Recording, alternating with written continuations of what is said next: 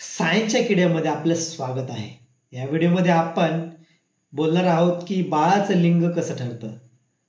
तर ह्या व्हिडिओ घेण्यामागचं कारण आहे की आत्ता एक नवीन रिसर्च समोर आलेली आहे की भविष्यात फक्त मुलीच जन्माला येतील, मुलं जन्माला येणार आहेत. अर्थात मित्रांनो, तुमची माझी लाईफ धोक्यात आहे बरं का.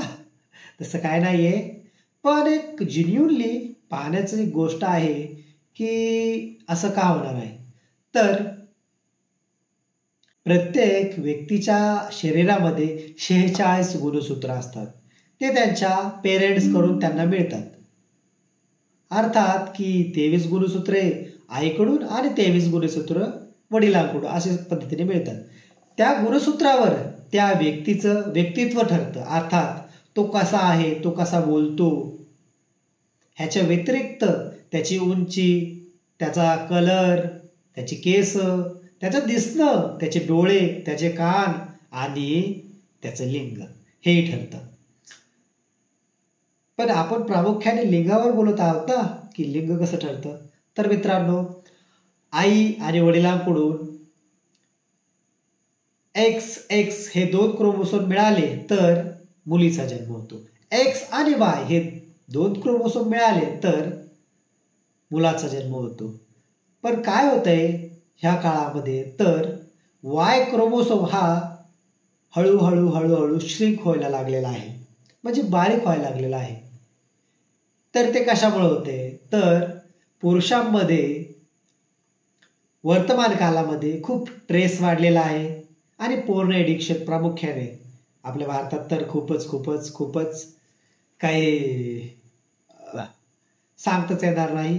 कारण गुगलचा डेटा सांगतोय आणि वर्ल्ड इंडेक्स पण सांगते की आपण पोर्नोग्राफी पाहण्यामध्ये कुठे आहोत आणि आपल्याकडे जेवढे बलात्कार होत आहेत ते काय पाहण्याजोगे आहे का. आणि आपण आपल्या मुलांना काय शिकवण देतो हे माहिती आहे आपल्याला. त्यामुळेच जो काही ट्रेस आणि बरेच काही गोष्टी ह्याच्यावर कारणीभूत, त्याच्यामुळेच की Y क्रोमोसोम हा श्रिंक होत चाललेला आहे. आणि हा श्रिंक होण्यामुळेच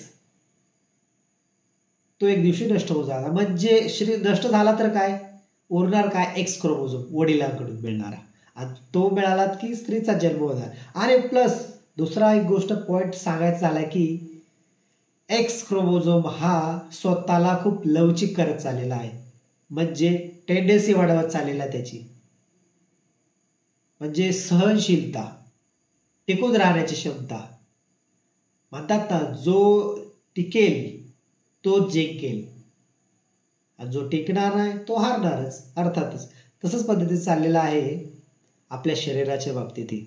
कारण आपले जे पोरं आहेत ते चालले बिघडत आणि आपण कुठं चाललोय ते आपल्यालाच माहिती आहे. मग आपण आपल्या भावी पिढीवर संकट ओढावणारच आहोत.